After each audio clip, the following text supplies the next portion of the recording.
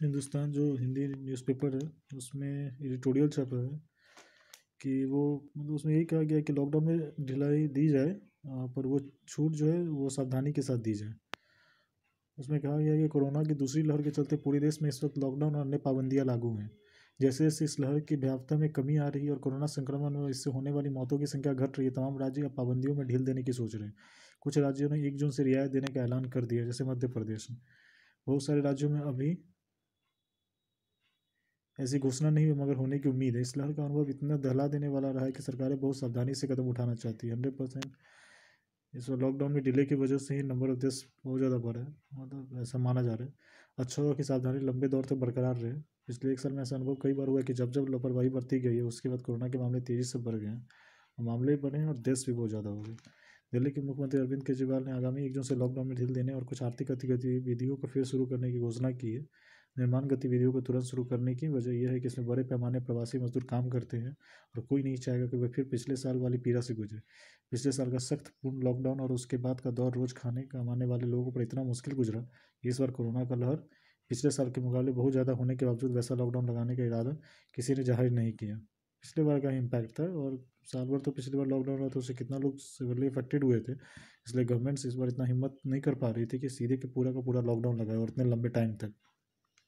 ये अच्छा है कि इस बार लॉकडाउन लगाने या अन्य निषेधात्मक कार्य उपाय करने का अधिकार राज्यों के पास था, ताकि वो स्थानीय जरूरतों के हिसाब से फैसला कर सके, और बंदी में छूट देने का फैसला भी वे इसके मुताबिक कर रहे हैं। सही बात है, इस बार स्टेट गवर्नमेंट को ज़्यादा पावर दिया है, खुद वो लॉकडाउन इम्पोज करे या ना करे, तो उनको लोकल कंडीशंस का ज़्यादा अंदाजा रहता है।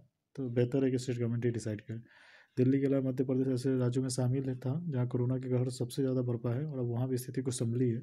ऐसे मध्य प्रदेश सरकार ने कुछ भी आर्थिक गतिविधियों को शुरू करने की अनुमति देने का फैसला किया है।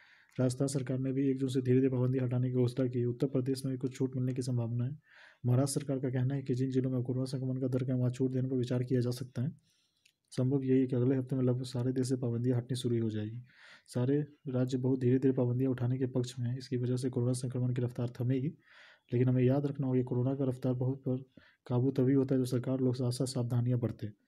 इस साल की शुरुआत से ही लोगों ने कोरोना से जुड़ी सावधानियों को औपचारिकता मात्र बना दिया था, लेकिन बल्कि बहुत सी जगहों पर ये औपचारिकता भी नहीं बची थी। जब कोरोना की दूसरी लहर आई तो सरकारों ने पाबंदियां लगाई और लोगों ने अपना व्यवहार बदला, मास्क पहनने, शारीरिक दूरी बरतने गंभीरता से लेना शुरू किया, जिसके नतीजे अब संक्रमण के मामले घटे हैं। इसलिए याद रखना जरूरी कि घूमने फिरने एवं काम काज करने की हमारी आज़ादी लगातार सावधानी बरतने से जुड़ी है। इसके अलावा वैक्सीनेशन के दायरे को युद्ध स्तर पर बढ़ाने की जरूरत है, तभी तीसरी लहर की डरावनी आशंका से मुक्ति संभव है। जनवरी के लगभग में लोग मास्क एकदम कम यूज़ या लगभग मास्क यूज़ करना ही बंद कर दिया, और मास्क यूज़ नहीं करना इसका मतलब ये नहीं होता कि कोरोना खत्म हो गया। थर्मामीटर नहीं लगा रहे इसका मतलब ये नहीं कि आपको बुखार नहीं है ना। तो ध्यान रखने की बात है। लोग जनवरी फरवरी समझ ले कि देश से कोरोना चला गया, लेकिन ऐसा कुछ नहीं था, और वही जो हमारा केयरलेसनेस था उसी का असर हुआ है कि बिल्कुल मास्क पहनना और सोशल डिस्टेंसिंग नाम का कोई चीज़ रह ही नहीं गया था, लोग को डर लग ही नहीं रहा था। तो बिल्कुल बात है कि सरकार की तरफ से तो अलग बात है, आपकी तरफ से भी अगर मतलब इस तरह का मिस्टेक होगा तो परिणाम आप ही को भुगतना पड़ेगा। वही छोटी छोटी बातों पे ध्यान दें, क्योंकि आप ही के हेल्थ से जुड़ा हुआ है, आप ही के समाज से जुड़ा हुआ है, आप ही के परिवार से जुड़ा हुआ है, आपके देश से जुड़ा हुआ है। तो अगर आप रिस्पॉन्सिबल नहीं होंगे तो कीमत चुका ही रहे लोग, और आप भी चुकाइए। ये ध्यान रखिए।